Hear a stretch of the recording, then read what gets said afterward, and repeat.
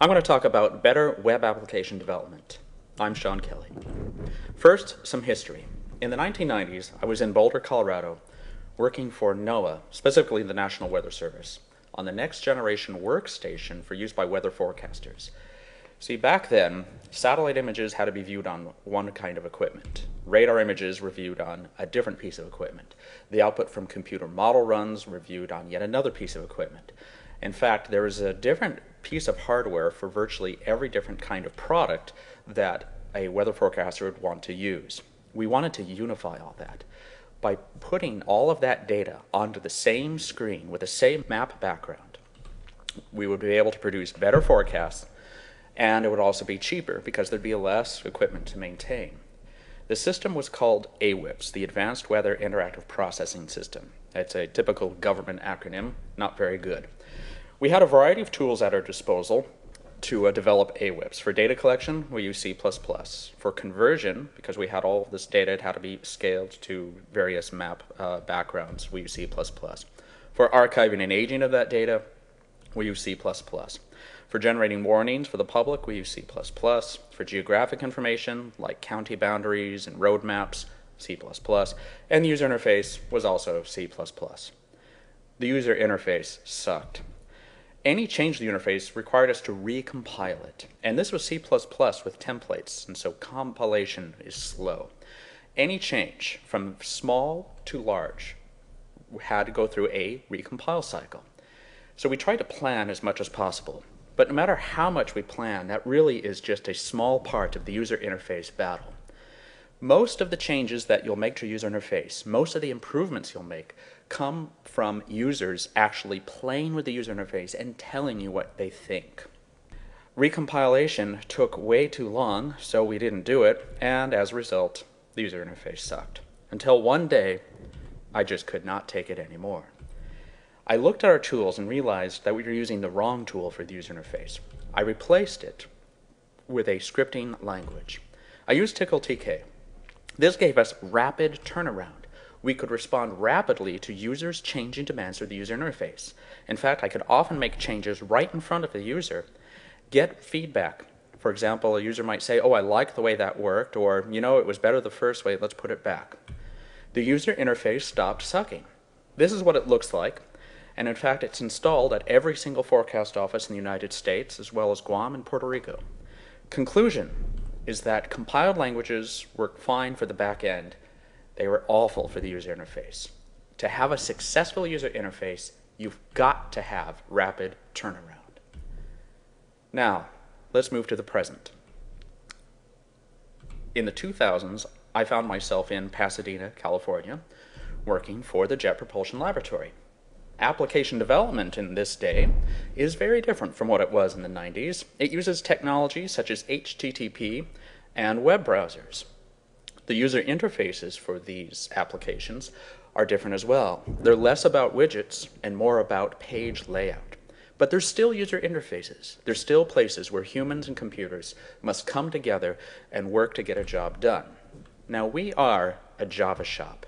When it comes to the Enterprise Edition, we's in love. For the data collection, give us J2EE. For conversion of data, we love J2EE. Archive and aging, pass me the J2EE. Optimizing queries, oh, we're all over J2EE.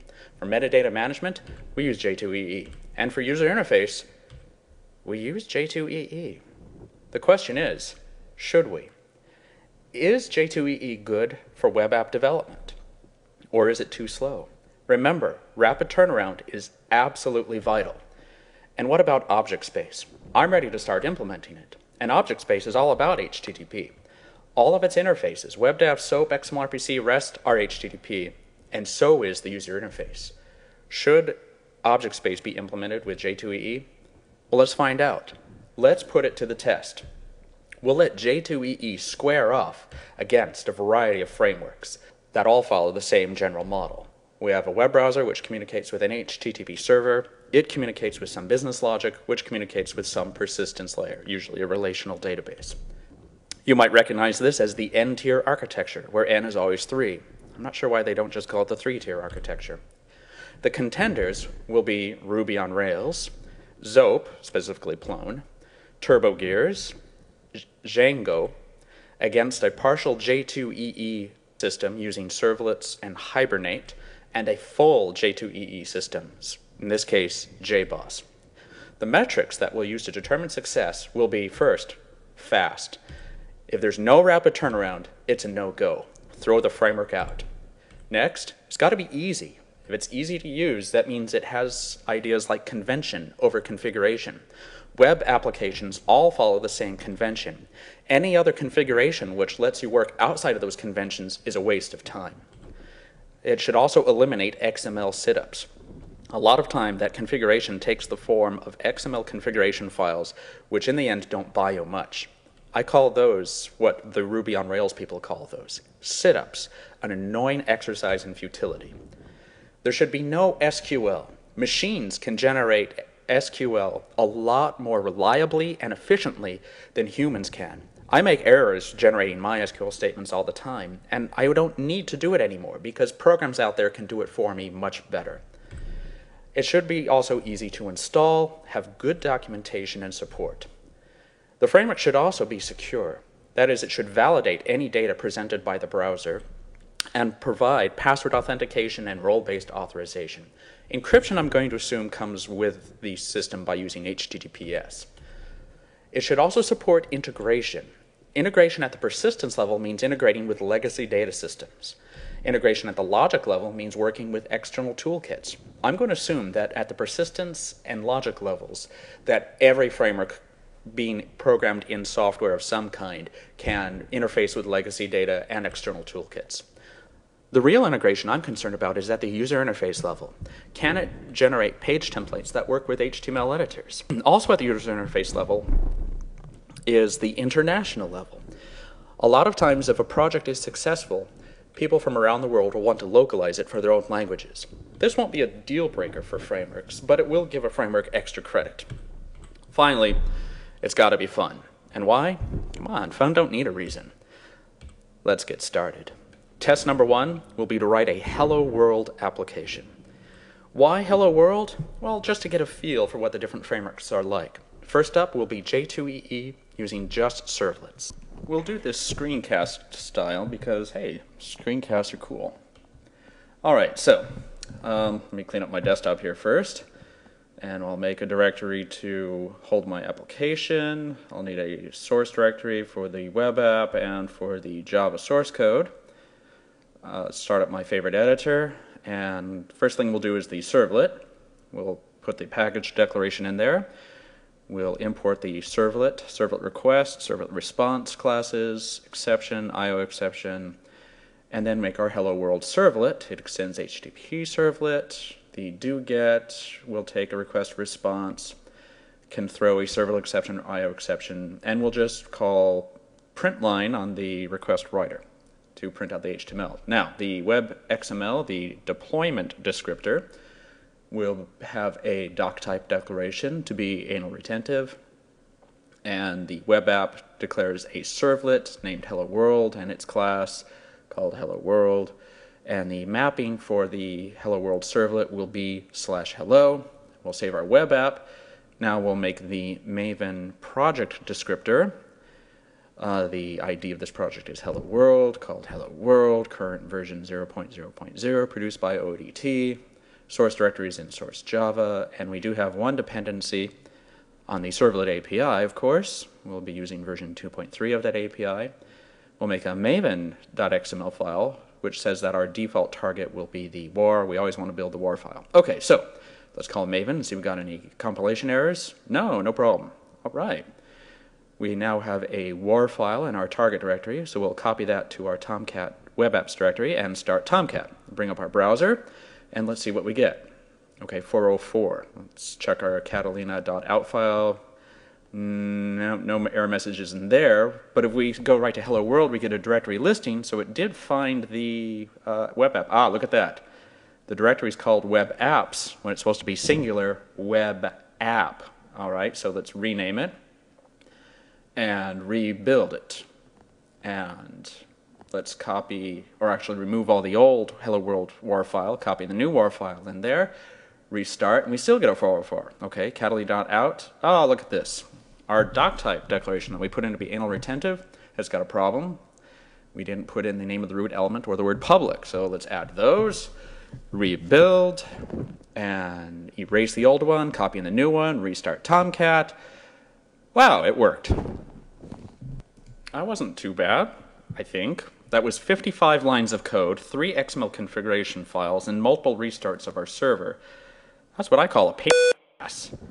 The fun score for this, I can't imagine it being anything above 0.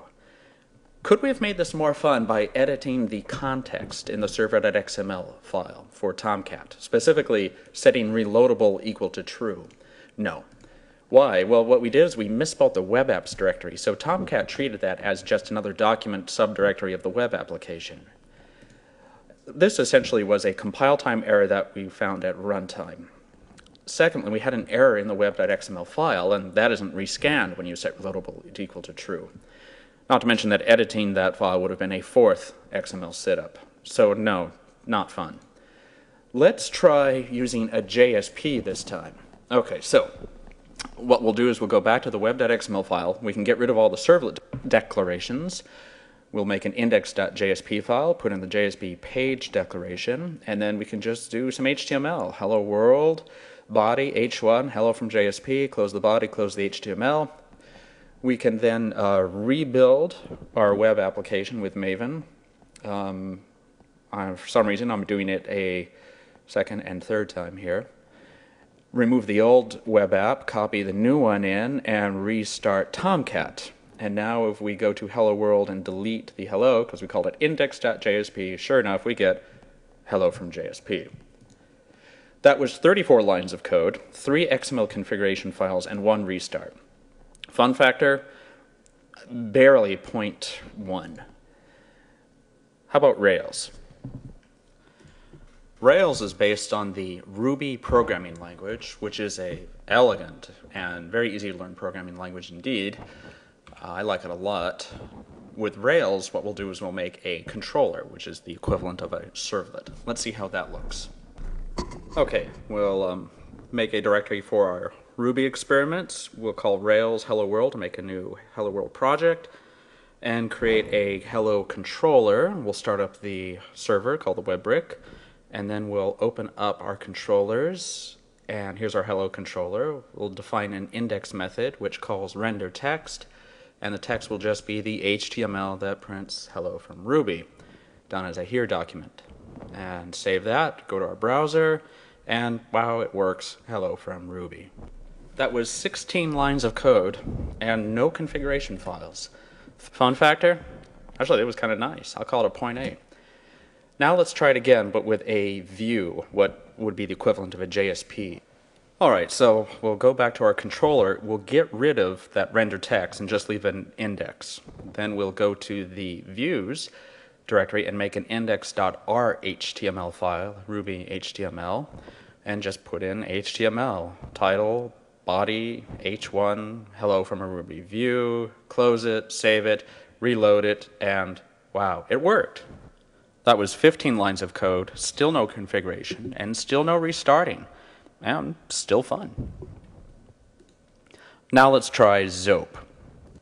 Zope is based on Python, which is popular with the folks at Google.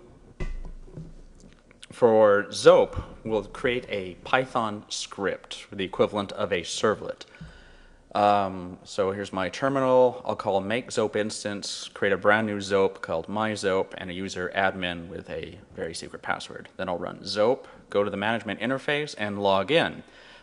From the add menu, I'll choose to add a script, call it hello, and it gives me a screen with a sample script that puts in some sample text. Let me get rid of all that and instead output my HTML hello world.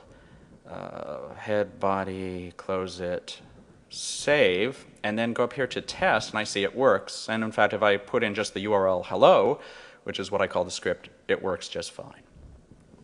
So pretty easy, actually. That was 9 lines of code, 0 configuration. Heck, I didn't even need to start up my text editor. The fun factor? Oh man, that was fun. And security came for free. Now let's try again, but this time using a Zope page template, the equivalent of a JSP. Okay, so Again, I'll come to the Zope management interface, choose page template. This one I'll call Hello PT, and I see it comes with a page template already. Place for some metadata up here called a title, so I'll fill in that title.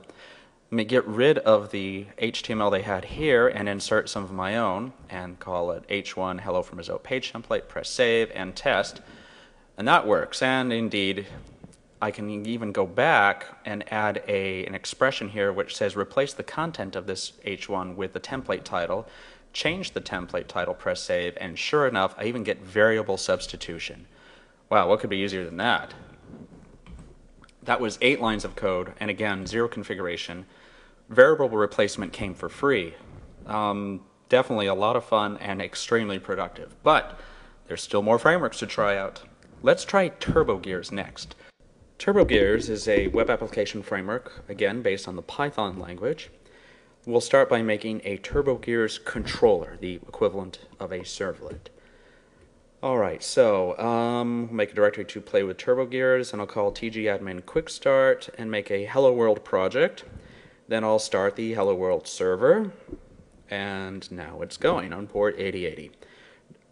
Let's go to the TurboGears Hello World directory, open up my controllers, and let's get rid of the default HTML page it generates, goes to the welcome page, and instead return our own HTML document, title Hello World, head, body, H1 Hello from TurboGears, close it, save it, and then we'll go to our browser, and wow, look at that, it worked. Hello from TurboGears. That was 14 lines of code and absolutely no configuration. Of course, you don't always make web pages from servlets, you make them from JSPs, or at least in TurboGears, a page template, a view. So let's see how that works. What we'll do is we'll go back to our index and say just return an empty dictionary, but the expose statement will take a HTML equal templates hello, and then we'll just create this file called hello.kid, which will contain our HTML. Save that. We don't even have to restart the server. Now when we go to the browser, we get hello from a TurboGears template. 20 lines of code, no configuration. Definitely fun. One more framework, Django. Django, named for Django Reinhardt, the Belgian guitarist. I don't know who he is, but oh well. It's yet another Python-based framework. Python seems pretty popular with web applications. Maybe that's why the folks at Google use it. For Django, we'll create a Django controller, again, the equivalent of a servlet. So that works like this. We'll call Django admin start project myDjango to create a new myDjango workspace. And in that directory, let's use our editor to find the configuration. Now we have to set up the database. Even if we're just generating static text from a static servlet, Django requires your database. So I'll call init. That will contact the database and set up some basic tables. I'll call start app hello to create a new application within this project called hello, and then create a super user called root, and then I'll start the server. The server is now running. Next, I need to edit this URL configuration file. This will tell Django if a URL comes in for hello, what controller it needs to go to. And then we'll create a method called index, which will return an HTTP response constructed with a string, and the string is the HTML which says hello for Django. I need to import the HTTP response class, save that. Now let me go to the browser and, oh god, what port was that again? Oh yes, 8000, not 8080. Page not found. Let's see, it didn't like that. Oh right, I forgot. Add hello to that, and I get hello from Django. Alright, so we had a few fits and starts there, but 11 lines of code, 2 configuration files, non-optional database. Not optimal, it worked. That regex-based URLs, that's a little annoying. Security was built in, at least authentication. We haven't seen the rest of it in play yet. Let's try now a Django page template, the equivalent of a JSP. So to do that, I'll go back to my views. Let me blow away everything we have here. I need to edit the settings file again and tell it what directory it can find templates in. So I'm going to call that my templates. I'll then change the URL so it goes to a hello template. Go back to the views file, I'm going to import something called loader to load the template, context, which holds variables for the template, and I need the HTTP response again. So I'll say template equals loader get template, hello/hello template, context is empty, and then return that page template. Then I can create the hello template, which is an HTML file, says hello from a Django template, save that, and if I go visit it, I get a template does not exist. Okay, let's see why. Hello template looks fine. Oh, look at that. I had a directory hello/hello template when it was just hello template without a subdirectory. Now it works.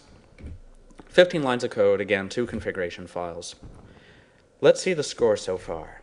Okay, Java 2 Enterprise Edition, score, sucks. Ruby on Rails, rocks. Zope, or Plone, rocks. Turbo Gears, rocks. And Django, rocks. Hate to say this, but J2EE is not doing too well. But that was just the first test. Test number 2 will put these frameworks through a far more realistic development approach. We'll be making a time tracker. The goal, build a time tracking web application. The data model will look like this. This UML diagram shows that we have a time log, which has a name. It can contain 0 or more time entries, which have an activity name, a start date, and the total minutes, the duration spent on the activity. So you could have a separate time log for PDS work and one for EDRN work, and then within each one of those, you can track the activities that you perform. So here we go. We'll start with a partial J2EE solution using JSP servlets, Hibernate, and a MySQL database. I'm not going to screencast these because this presentation is already getting long. First step is to write the Hibernate object relational mapping XML files. Then you write servlets, write some JSPs, and repeat until you're done. So this is what the time tracker looks like. Here I've got one time log with a couple activities and space enter a new activity. Here's the tally so far. That's 6 Java source files, 2 JSPs, 6 XML configuration files, about 500 lines of code. While developing this, I had 6 compile time errors, 12 runtime errors, and 2 headaches. Now, what exactly is a headache? It's that level of frustration you get to when an error message is just not explicit enough, when something is just not helpful, when something mysterious goes on, or when you just get frustrated and you want to rip your hair out and rip out the whole framework. This happened twice while developing this particular application. Total time on this, 225 minutes. And it doesn't support editing. This is an add-only interface. You can add time logs and you can add time entries to them, but you can't modify them once they're added. There are way too many XML setups, and there's as many XML files as there were source code, plus more lines of XML than there were lines of source. Now, we are Java developers, so we love XML. But, paraphrasing a famous American psychologist, when all you have is XML, every problem starts to look like markup. That's not necessarily a good thing.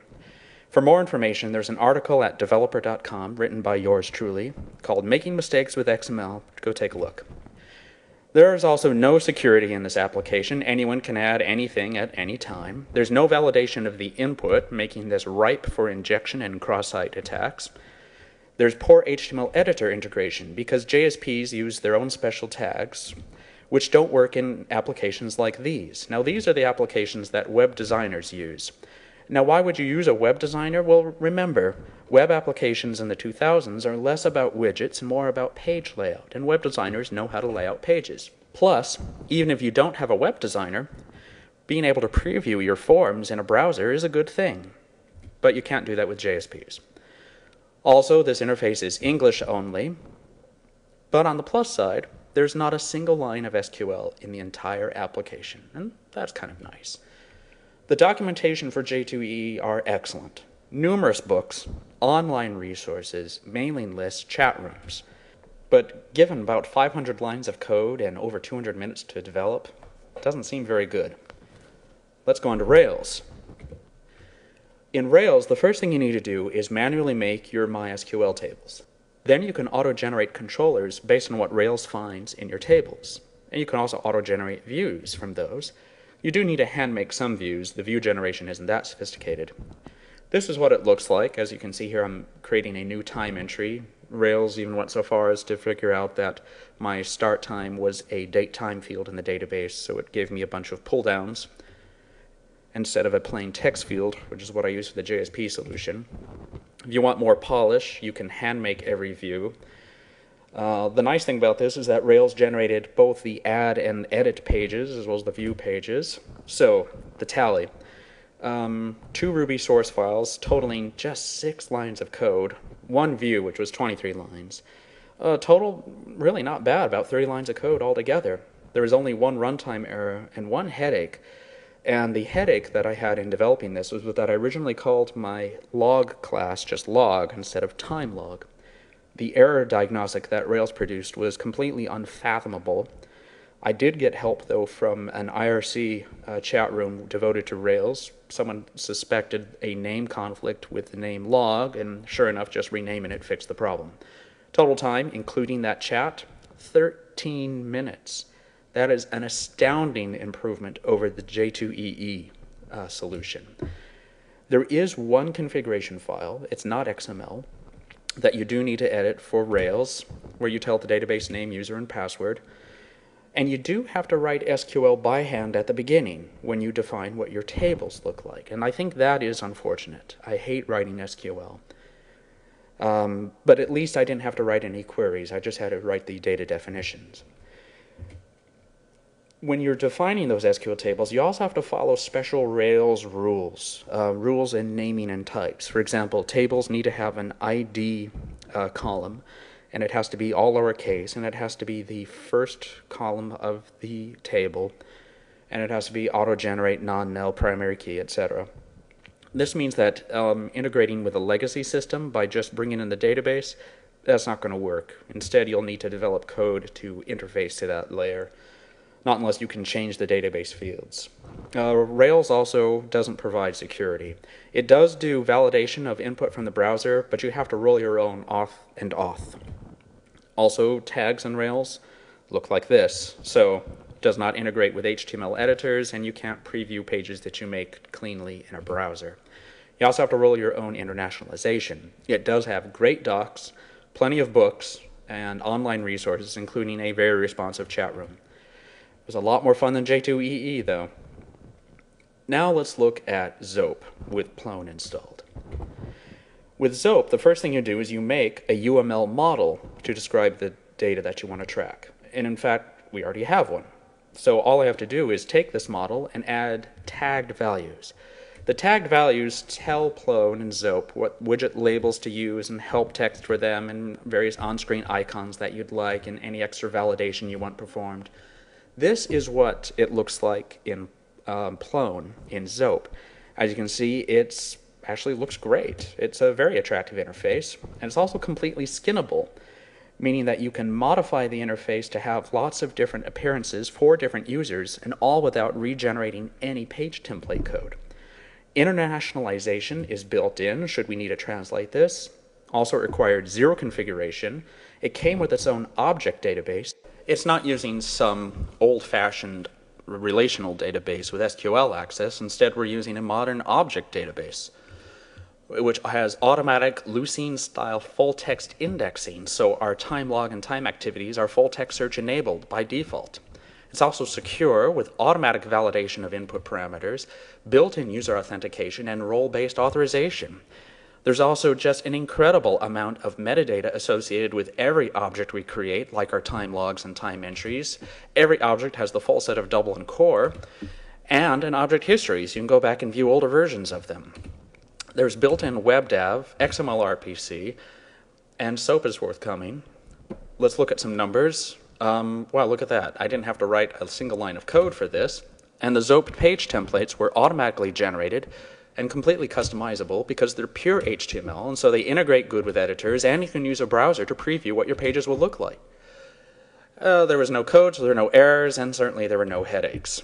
Docs are actually great for Zope and Plone. There are multiple books on Zope, multiple books on Plone, and there's a Plone chat room which is extremely responsive, as great as the Ruby on Rails one.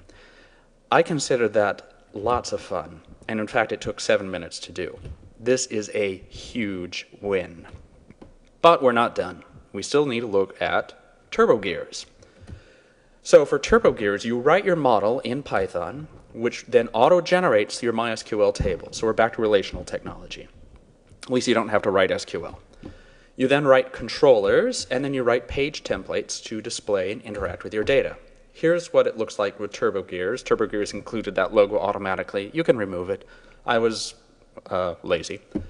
It looks a lot like the JSP page.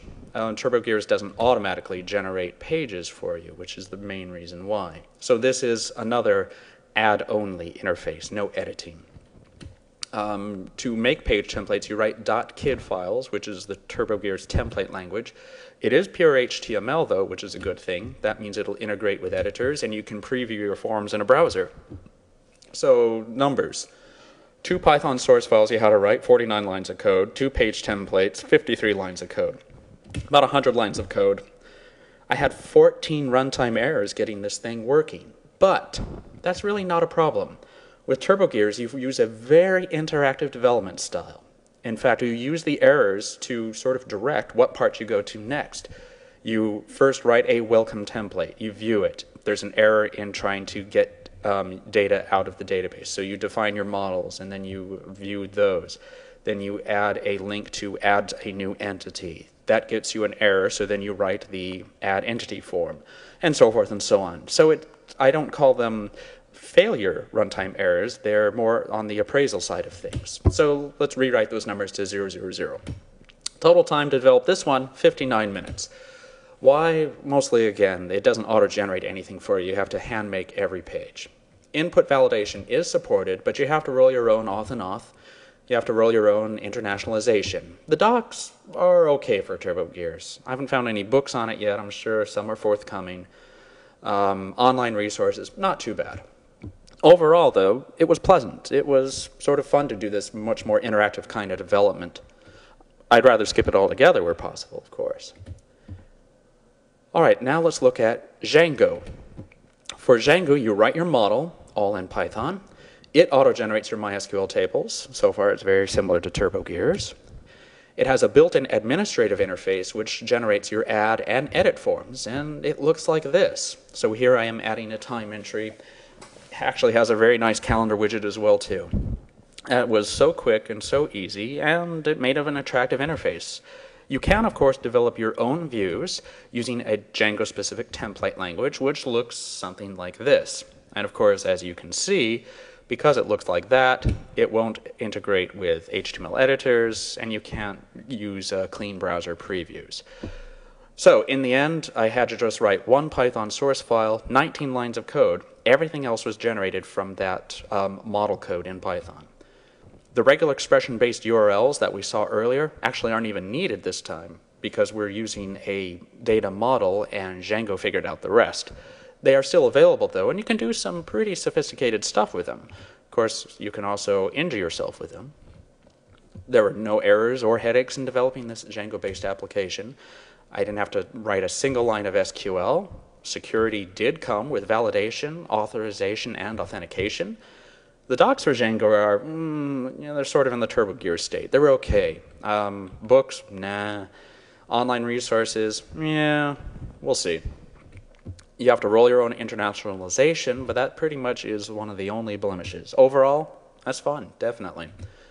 Finally, Jboss, the full J2EE solution. Let's make the time tracker with Jboss. What is a full J2EE? Well, we've been using serverless and JSPs a lot. That's just part of what J2EE is. Full J2EE adds various other technologies and enterprise Java beans. Unfortunately, enterprise Java beans suck. They're very different from the regular bean model. They have poor event support. It support a new query language. There's no read-only views. There's no validation. They have complex interfaces. You have to write a home interface and a remote interface, and it's not clear when both are sometimes needed and some are otherwise not needed. You have to have even more handmade scaffolding, and the roles between entity beans and session beans isn't entirely clear. There's even more XML setups, and the very fragile configuration with poor diagnostics makes turnaround even slower. So, EJBs suck. For more, just do a Google for EJB's 101 Damnations, and you'll find a very well-written article which criticizes EJBs. Or just Google for EJB sucks. So, the Jboss time tracker is over budget, late, buggy, and has been scrapped. Conclusion. Rapid turnaround is absolutely, unquestionably, irrevocably vital. J2EE does not support rapid turnaround. J2EE is not appropriate for web applications. What is then? And do you have to learn a new language? Well, second question first. Yes, you do have to learn a new language. But come on, you work for JPL. You'll probably learn a couple of new languages over the course of a weekend, no problem. And so what's the answer? Is it going to be Rails, Zope, Turbo Gears, Django? Well, here's the raw data. I'll let you decide. Thanks for listening.